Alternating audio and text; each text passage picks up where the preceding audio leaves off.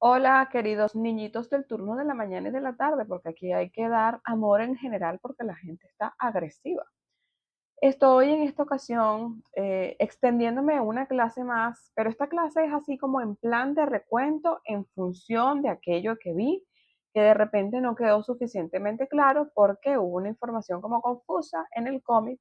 Así que bueno, dispongo de estos minutos, que espero que no se pase de los 25, porque ustedes saben que yo hablo más que un perdido, para hablar, para recapitular acerca de esta unidad, que esta unidad nos dio suspenso, nos dio drama, nos dio sorpresa, porque ¿cómo es eso que castellano, lingüística no es castellano? ¿Qué es eso? ¿Cómo tú me vas a salir con esto a estas alturas? Que yo tengo tantas semanas creyéndome este cuento.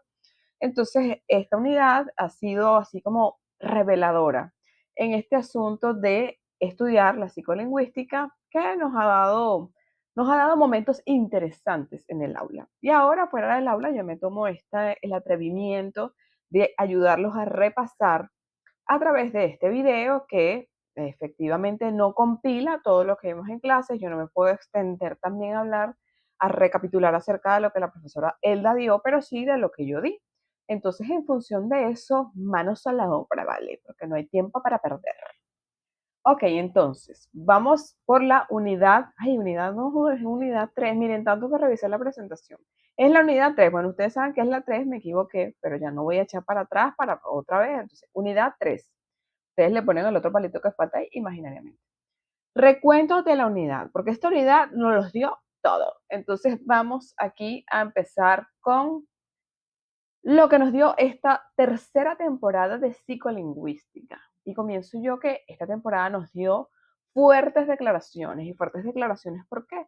Porque ustedes creían que la psicolingüística era un término así que nosotros pensamos, los que elaboramos el programa, que era algo fancy. Bueno, vamos a colocarle psico porque como es de psicología, entonces bueno, vamos a ponerlo aquí para que quede, para que no salga, para que haga juego con la carrera. Pero no, bebés, es nada que ver. La psicolingüística, ya les dije que el prefijo psico no es porque nos pareció fancy, porque nos sonaba glam, porque nos sonaba así en tendencia, no, es porque efectivamente la psicolingüística es una ciencia que estudia un área específica de la producción, adquisición y comprensión del lenguaje. Más adelante recapitulo acerca de eso. Entonces, fuertes declaraciones, psicolingüística no era porque el prefijo psico nos parecía fancy a los que realizamos el programa, nada de eso. También hablamos acerca de origen y evolución de la psicolingüística. Y sobre esto voy a ser un poco enfática porque fíjense que hay como una confusión. O sea, cuando yo hablo de origen es cuando uno se pregunta así, ajá, pero ¿de dónde vino esta cosa compleja que vinieron otros a teorizar? Entonces, la cosa compleja no tiene un origen definido o la glotogénesis no está definida. Hay aproximaciones a lo que pudo haber sido el origen del lenguaje, pero no hay certeza. Por eso yo les dije que esa gente ya se molestó por allá en París y dijeron en 1893, no se habla de Bruno, aquí no hablamos más del temita porque no queremos a botellas volando en un congreso de lingüística. Entonces, con respecto al origen, el origen es una cosa, entonces estamos así como una cosa es una cosa y otra cosa es otra cosa. Entonces, la glotogénesis o el origen del lenguaje es una cosa que se ha abordado desde dos teorías que son las más o menos coherentes. Ahora, cuando yo hablo de teorías de evolución, mejor dicho, de adquisición es otra cosa. Entonces, una cosa es una cosa, otra cosa es otra cosa, origen es una cosa y teorías de adquisición es otra. Entonces, origen y evolución de la psicolingüística, recuerden que yo dije que eso era una ciencia bastante nueva, 1951 fue que se consolidó y a partir de ahí, bueno, comenzó como con una idea, pero en el paso de los años y la incorporación de otras disciplinas, bueno, se fue convirtiendo en otra cosa más completa y más compleja. También hablamos acerca de las teorías del lenguaje, del origen del lenguaje, que es lo que le dije, bueno, no podemos confundir, una cosa es una cosa y otra cosa es otra cosa. Entonces, hablamos de glotogénesis y hablamos de también las bases conceptuales del estudio de la psicolingüística. Además de eso, hablamos de teorías de adquisición del lenguaje. Bueno, yo no sé por qué empecé a hablar de origen y evolución, entonces empecé a hacer la aclaratoria desde ahí. No sé, tenía ganas de regañar a alguien, entonces, bueno, cuando yo hablo de teorías del origen del lenguaje es una cosa, cuando hablo de teorías de adquisición del lenguaje es otra cosa. Entonces, en esas teorías estudiamos 4 teorías, 3 de las cuales son las más difundidas, que también lo voy a retomar más adelante, y terminamos la unidad con trastornos del lenguaje, que a mí me pareció una clase muy interesante eh, con respecto a todo lo que puede pasar a nivel orgánico para que exista una dificultad en esa expresión hablada o escrita que es, es necesaria dentro de la sociedad y como humanos. Entonces ya no me extiendo más aquí, fíjense que me adelanté, bueno, ustedes arman ahí su rompecabezas, bueno, no me exijan mucho, es la medianoche y yo estoy grabando esta clase. Entonces, comenzamos formalmente. Después de 6 minutos que he hablado, ahora es que empieza la clase. Ok, entonces les mencionaba que la psicolingüística es ciencia. La psicolingüística no es un término que nos pareció chévere por ponerle psico, como para qué, para que haga juego con psicología. No, psicolingüística es ciencia y como ciencia tiene métodos, tiene conceptos, tiene bases teóricas. Entonces, cuéntame más, bebé, ¿qué será eso de psicolingüística? Y la psicolingüística, como yo mencionaba, es una ciencia como limítrofe. Y digo que es limítrofe porque está así como, a ver, ¿a quién le pertenece? ¿Realmente le pertenece a la psicología o le pertenece a la lingüística? Entonces eso ha sido así como, bueno, no sabemos. Sin embargo, si ustedes hablan con un psicólogo, el psicólogo les va a decir que eso les pertenece a ellos, porque ellos han dado las bases teóricas y que el lenguaje es un proceso netamente mental. Y el lingüista, como yo, les dirá que eso le pertenece a la lingüística porque nosotros estudiamos ese tipo de fenómenos que es con la comunicación. Sin embargo, la psicolingüística tiene el nombre porque digamos que son las dos ciencias, la psicología y la lingüística, esas ciencias que han servido como madres en cuanto a las teorías y la manera de estudiar el lenguaje, han servido para que pueda tener el basamento como ciencia.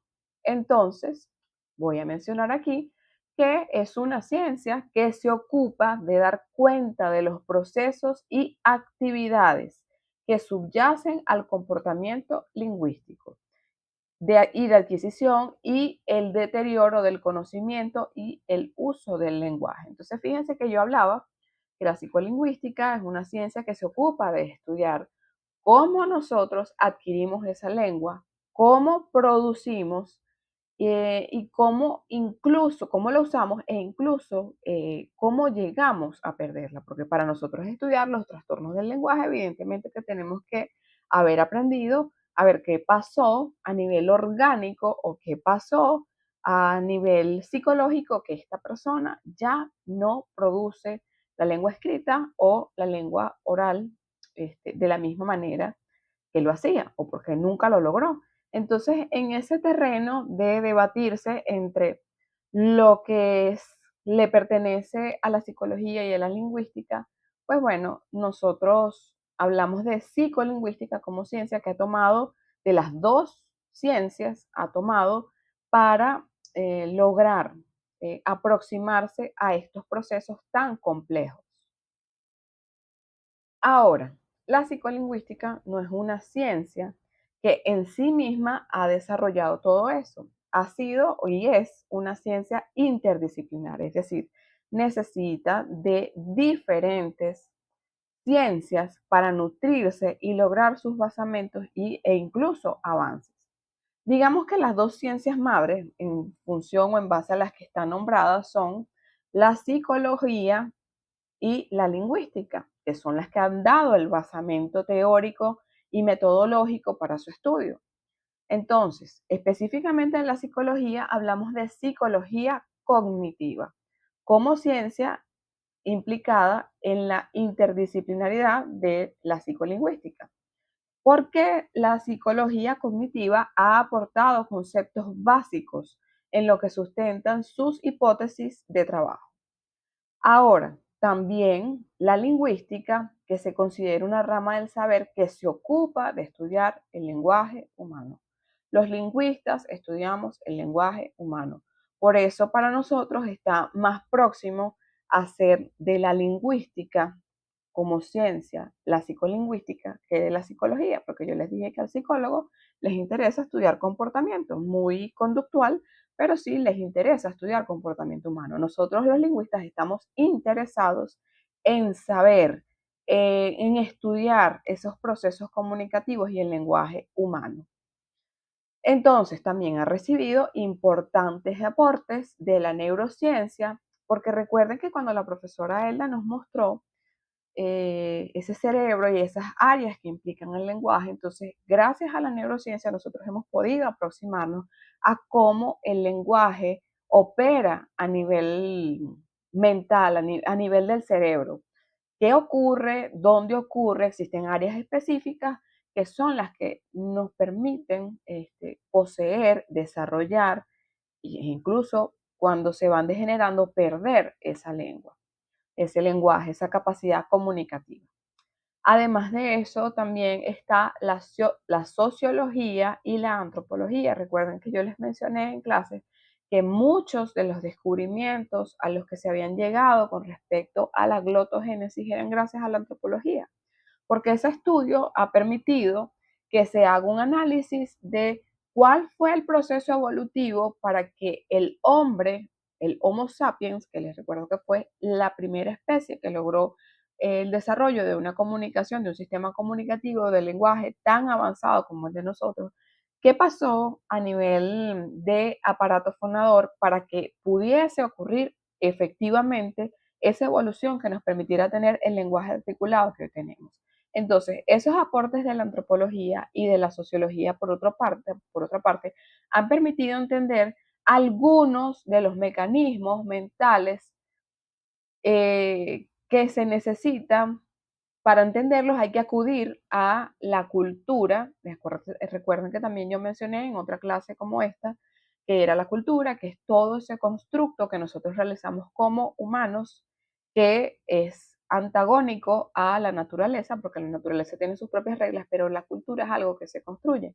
Entonces necesitamos acudir a ese constructo del hombre, que es la cultura, y a las convenciones sociales para comprender qué es lo que ha ido pasando a nivel sociológico, o a nivel de como sociedad para entender ese proceso comunicativo. También, muy importante, que se ha nutrido de ciencias de la computación.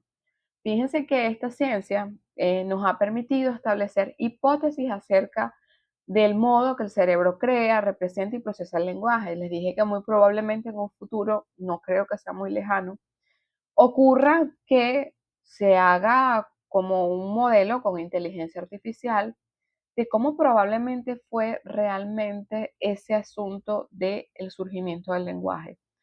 Se haga una reconstrucción, se haga un modelo partiendo de inteligencias artificiales, no me parece nada descabellado que se logre y que finalmente develemos el enigma de cómo fue que comenzó el lenguaje articulado en los hombres, si realmente fue un evento fortuito, producto de, bueno, la teoría del caos, lo mejor que sucedió fue que habláramos, o si efectivamente responde a un proceso evolutivo y en qué parte de esa evolución fue que nosotros comenzamos a hablar. Entonces, probablemente las ciencias de la computación continúen ayudándonos en ese sentido como lo han hecho hasta ahora.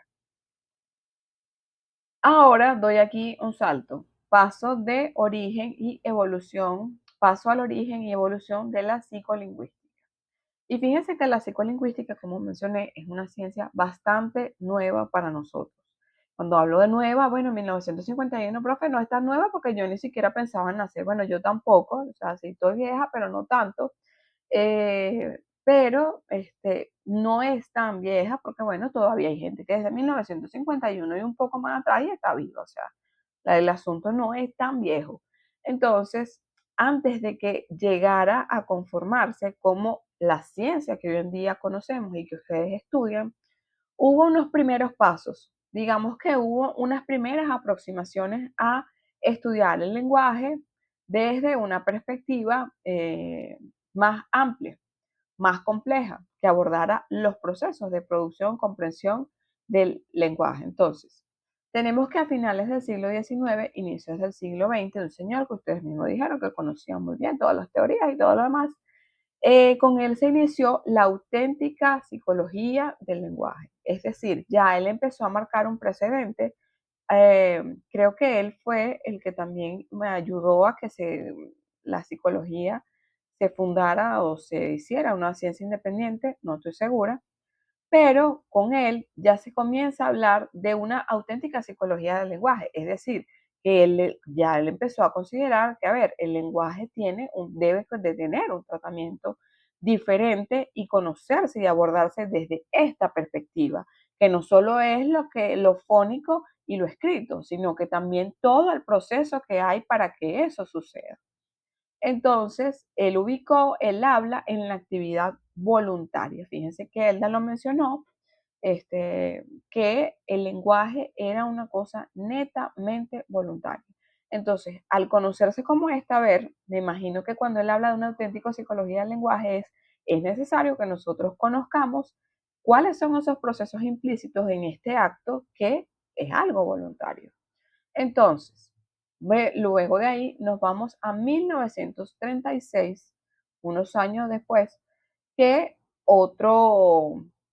otra persona, otro teórico, que es Cantor, habla acerca de psicolingüística, pero él no habla de psicolingüística como ciencia que se encarga de estudiar, no. Él lo usa para referirse a eventos que relacionan el lenguaje con la psicología de la conducta. O sea, todavía se le está dando forma a este asunto, que ok, es un proceso, pero todavía no hemos llegado a el punto que conocemos ahora de psicolingüística. En 1949 surge otro término que es sociolingüística. Sociolingüística es otra disciplina que también se encarga de estudiar, pero el lenguaje en sociedad. Aquí, esta persona que lo planteó, plantea una unión interdisciplinaria defendiendo la tesis de que el habla es humana. Fíjense que ya comenzamos, miren, aquí más nadie habla sino nosotros. Entonces, antes que nada, es un acto social dentro de un contexto también social. Fíjense que nosotros también vemos sociolingüística, bueno, los que trabajamos con esto, y es la comprensión de ese lenguaje como un hecho social.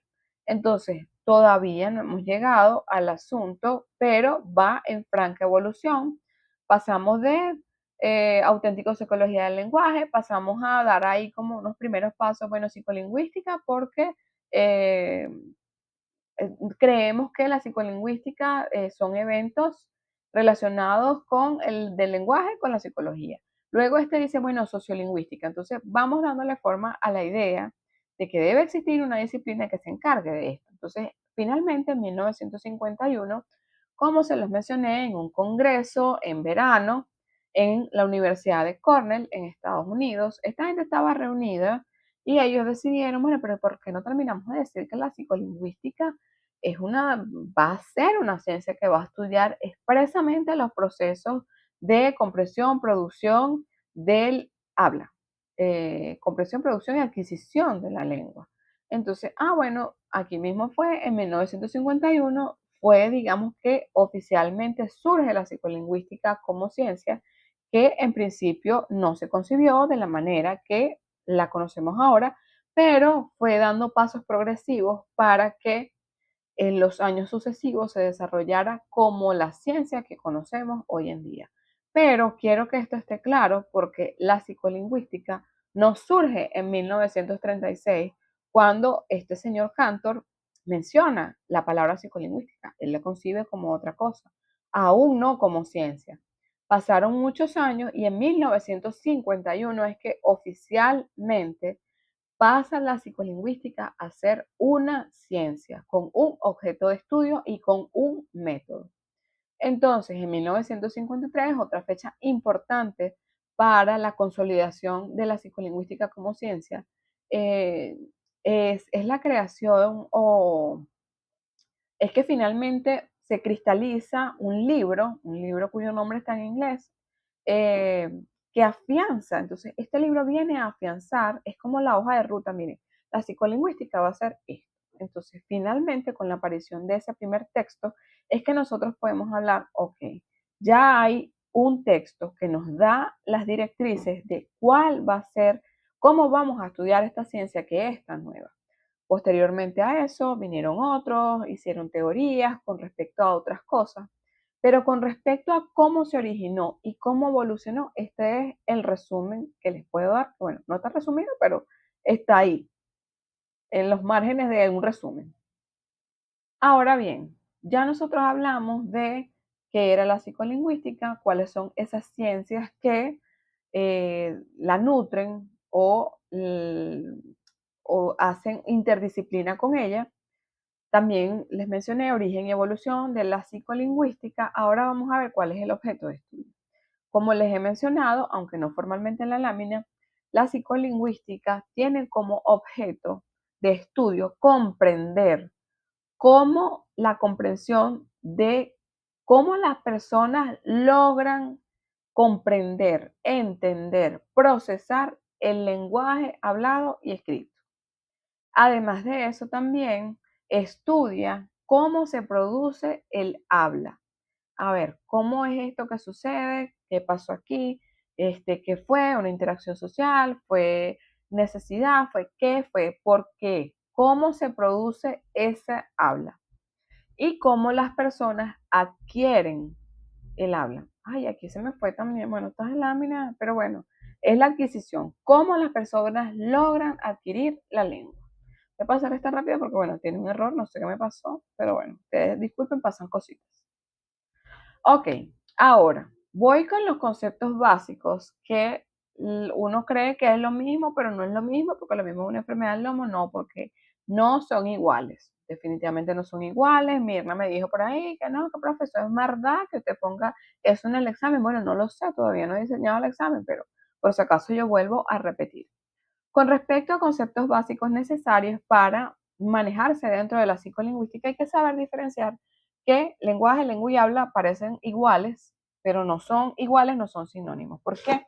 Cuando hablo de lenguaje, hablo de esa capacidad que diría Chomsky, que es innata de comunicar, que nosotros venimos listos para hablar. Entonces, de alguna manera, sí, es esa capacidad que todos tenemos de expresarnos, de emitir mensajes, de producir significados. Entonces, el bebé, que el bebé no habla, el bebé logra o no logra comunicar que cámbienme el pañal, que tengo como 3 horas con este pañal orinado. ¿Sí o no? Ah, bueno, sí, el bebé lo logra de una manera molesta, pero es un ser que está adquiriendo el lenguaje, está aprendiendo a manejarse en este mundo lingüístico. Entonces, el bebé llora, entonces la gente empieza con la adivinación. Le duele la barriga, le duele la cabeza, tiene hambre, tiene sueño, tiene sed, este, el pañal. Entonces, lo último, el pañal, ya descartamos todo. Bueno, pero el bebé logró el cometido. Ya después de que está irritado, escaldado, bueno, le cambiaron el pañal. Se logró Venezuela, ok, el bebé cambió de pañal. Listo, pero esa es como una capacidad innata. Más adelante, el cual adquirirá el lenguaje y bueno, ya no gritará o aprenderá a manejarse en términos lingüísticos, pero él es un ser que tiene el lenguaje, en principio tiene capacidad de comunicar.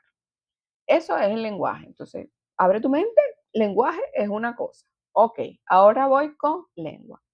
Cuando nosotros estamos en una sociedad, esa sociedad tiene incluso para comunicarse un código. Y ese código es lo que nosotros conocemos como lengua. ¿Por qué? El código necesita una estructura. ¿Qué es lo que nos da la lengua? La lengua es estructura.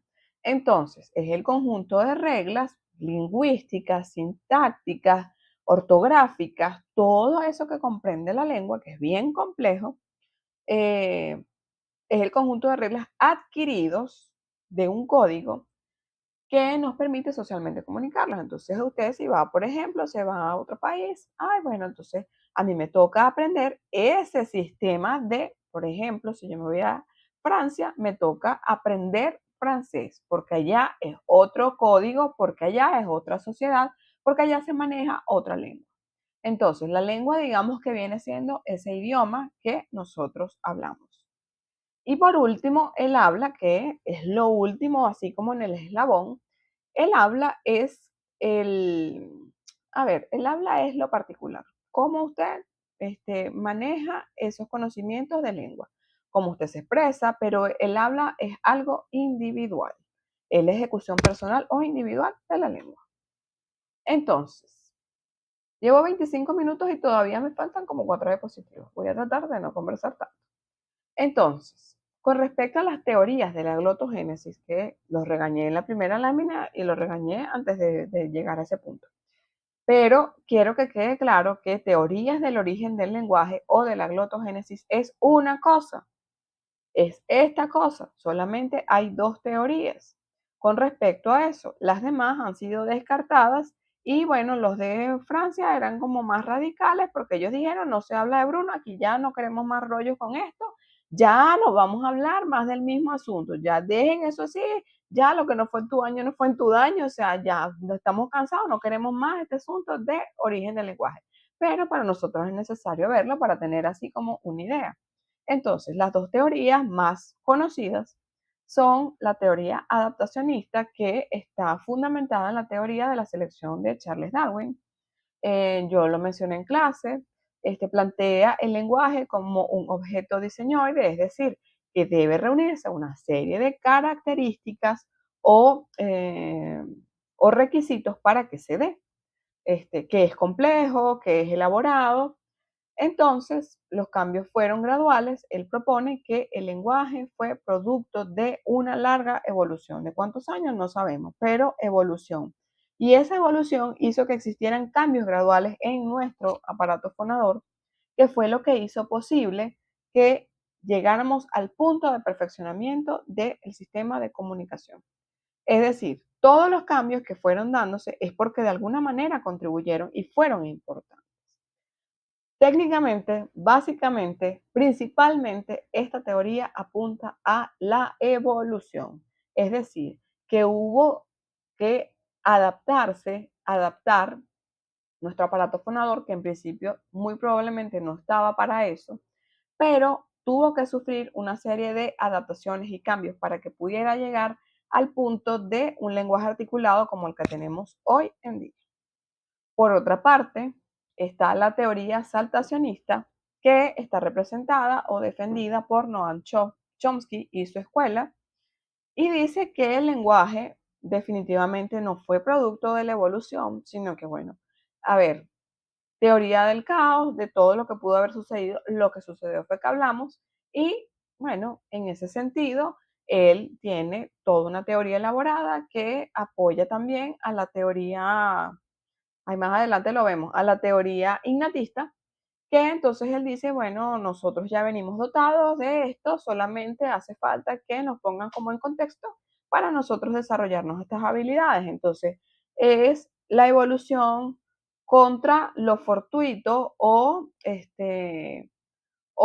lo que, bueno, lo que sucedió porque, bueno, podía pasar. Entonces, esas son las dos teorías que intentan explicar el origen del lenguaje o la glotogénesis. Entonces, esto, por favor, fíjenlo en su memoria. Las teorías son adaptacionistas, apuntando a la evolución, sustentada en Charles Darwin, y por otra parte, la teoría saltacionista, defendida por Chomsky, que dice que el lenguaje no fue gradual, sino que fue de una forma catastrófica, casi que casual. Entonces, son las dos teorías que se manejan más difundidas con respecto a origen del lenguaje o glotogénesis, que viene siendo lo mismo. Ahora, con respecto a teorías de la adquisición del lenguaje, voy a hacer así como muy puntual. Teorías de la adquisición del lenguaje. ¿Cuáles son esas teorías que intentan explicar cómo usted, yo y todos los que vendrán a futuro adquieren el lenguaje? Hay una primera teoría que es por allá de los años 30, 40, que ellos atribuyen la adquisición del lenguaje a un comportamiento. Es decir, usted vio que eso le generaba beneficio y lo continuó reproduciendo. Es el conductismo de Skinner. el estudio del lenguaje debe realizarse como si se tratara de una conducta. Él habla de conducta verbal, no habla del lenguaje, y es una teoría que fue fundamental para que luego pudieran desarrollarse teorías que estuvieran un poco más acorde con las realidades de lo que implica el lenguaje, porque si nos hubiésemos quedado ahí, bueno, muy probablemente no se hubiese desarrollado la psicolingüística como ciencia, porque bueno, lo entendemos como una cosa muy condicionada, condicionamiento operante. Entonces, con respecto a la teoría de Skinner, es importante entender que fue la primera teoría formalmente estructurada y en ese sentido fue como la piedra angular para que desarrollaran otras, bien sea para mejorarlas o bien sea para rebatirlas. Pero aunque es una teoría que se considera ya como obsoleta, eh, para explicar eso, es fundamental tener conocimiento y entender que sí, o sea, que fue el punto de partida para el desarrollo de otras teorías. Luego tenemos el ignatismo del señor Noam Chomsky, que está también por allá metido en teorías acerca de la glotogénesis. Él plantea el ignatismo, es decir, él dice que todos los seres humanos venimos con una capacidad innata, como con un dispositivo para comunicarnos, para ejercer, para expresarnos con ese lenguaje. Es una capacidad humana que permite la asimilación de las reglas gramaticales de la lengua. Entonces yo conversaba de lo contradictorio que resulta eso, porque si todos venimos con eso, porque hay unos que les cuesta tanto dominar esa lengua, aunque sea la lengua materna, la estructura, si supuestamente es algo que viene en nosotros. Entonces, yo comparto un poco que la capacidad de lenguaje la tenemos todos, pero ya el asunto de asimilación de reglas gramaticales es un poco más complejo. También plantea que el cerebro humano está preprogramado para desarrollar la gramática de una lengua. Bueno, eso tiene sus cosas, sus puntos a favor y sus puntos en contra. Sin embargo, es otra teoría muy interesante que también plantea cómo podría el ser humano adquirir una lengua. Entonces, es una cara más de las muchas que se pudieron haber planteado. Entonces, uno decía que era un comportamiento, el comportamiento o conducta verbal, porque es visible, pero este dice, a ver, no, esto es solamente abstracto, solamente que las personas tienen, ya vienen con eso, que lo que hace falta tal vez, me imagino que es un poco de estímulo para que eso se active. Entonces, bueno, eso con respecto al innatismo. Con respecto al cognitivismo, es una tercera teoría que ya nos plantea desde una perspectiva como más práctica y más lógica, que bueno, las personas pasan por un proceso de etapas para adquirir ese lenguaje. El representante de esto es el señor Jean Piaget, basado en el modelo constructivista de Jean Piaget. El aprendizaje, él entiende que el aprendizaje es un proceso de interacción entre la información del medio y la mente. Yo lo mencioné también, para mí la teoría mejor estructurada, detallada con respecto a adquisición del lenguaje por etapas es la de este señor.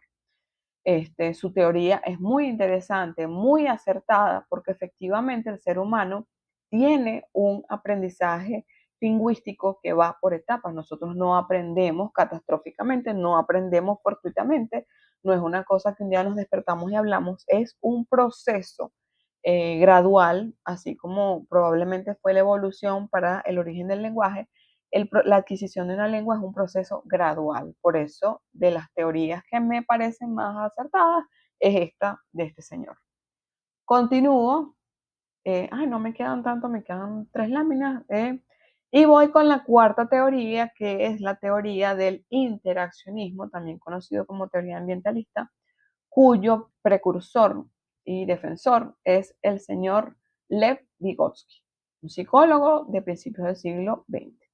Este señor plantea que la adquisición de la lengua es un proceso integrador, pero fíjense, un proceso, ya cuando le hablan de un proceso, te lo compro, Vygotsky, tienes razón, bebé, porque es un proceso. La lengua no es un proceso así como que, ay, listo, no, es un proceso integrador entre la predisposición innata, fíjense. Sí, como seres humanos tenemos una predisposición al lenguaje, a la comunicación, para manejar los datos del lenguaje y los datos que el aprendiz encuentra en la experiencia. Entonces, él habla que la lengua es una cosa que se aprende en el contexto. Entonces, de ahí la importancia del contexto de la casa como primera escuela de lengua, porque, bueno, me permite a mí eh, conocer, asimilar esas reglas que posteriormente voy a tener que aprender formalmente en la escuela. Y el conocimiento es un proceso de interacción entre el sujeto y el medio, el sujeto y el contexto, el sujeto y lo que ocurre fuera de él. Entonces, mi teoría, mm, mis dos teorías que creo que van más a lo acertado son la de Lev Vygotsky y Piaget. Ustedes tal vez en psicología educativa, tal vez no, muy seguramente van a estudiar más a fondo esos procesos de adquisición de la lengua según Jean Piaget. Y por último, voy a incluir aquí algo que la profesora Elda mencionó, pero ese algo que ella mencionó de las funciones mentales también tiene un poco que ver con cómo se produce esa compresión y producción del lenguaje. Y fíjense que nosotros no hemos hablado nunca de cuáles son esos procesos que ocurren para que nosotros aprendamos y produzcamos ese lenguaje. Entonces, fíjense que hay un punto importante, que es la memoria. Ahora imagínese usted que usted no tuviera memoria a largo plazo, ni a corto plazo. Que usted fuera así como Doris, el de Nemo, que le dicen algo, 3 doritos después se le olvidó. ¿Podría usted hablar? ¿Podría manejar una lengua? No. Entonces la memoria como función cognitiva es súper importante en el asunto del lenguaje. Porque si usted no tiene capacidad de recordar las estructuras lingüísticas y sintácticas o sintácticas morfológicas, semánticas de una lengua, cómo se comunica. Entonces, la memoria está íntimamente relacionada con el lenguaje. Hay que tener una capacidad de guardar en nuestra memoria a largo plazo esas estructuras sintácticas necesarias para el uso de una lengua. Estaba leyendo que cuando uno le dan un mensaje, digamos que uno, en la memoria corta queda como lo que te dijeron y en la memoria larga realmente guardas lo que te dijeron o lo que tú entendiste de lo que te dijeron. Entonces, también esa memoria nos permite a nosotros crear nuestro propio diccionario mental, que es lo que se conoce como lexicon, que es el vocabulario activo. El vocabulario de nosotros tiene una capacidad, no, de eso toda la vida vamos a ir incorporando palabras nuevas.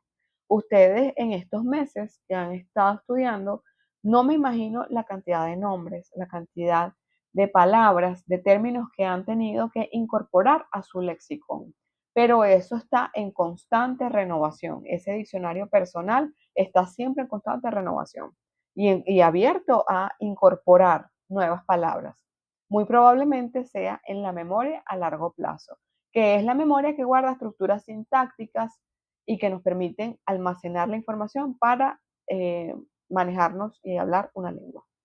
Ahora, además de eso, de memoria y lenguaje, de la necesidad de la memoria y para guardar estructuras y también para ampliar nuestro lexicón, necesitamos comprender las palabras. Y fíjense que comprender las palabras es un proceso complejo, porque yo necesito comprender, ok, esto como definición es esto, pero en el contexto, esas palabras, ustedes saben que pueden adquirir una, pueden ser connotativas o pueden ser denotativas.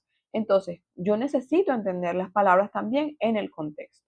Entonces, es un proceso complejo la comprensión de palabras porque es convertir un estímulo, el estímulo auditivo o el estímulo visual, en un significado y en un significado y que también esté dentro de nuestro lexicón, que es ese diccionario personal. Porque si no, bueno, no pasa mucho porque, bueno, entonces tengo que empezar a investigar a ver qué era eso para poder incorporarlo y comprenderlo. Entonces, comprensión de palabras también forma parte del proceso de comprensión y producción del lenguaje.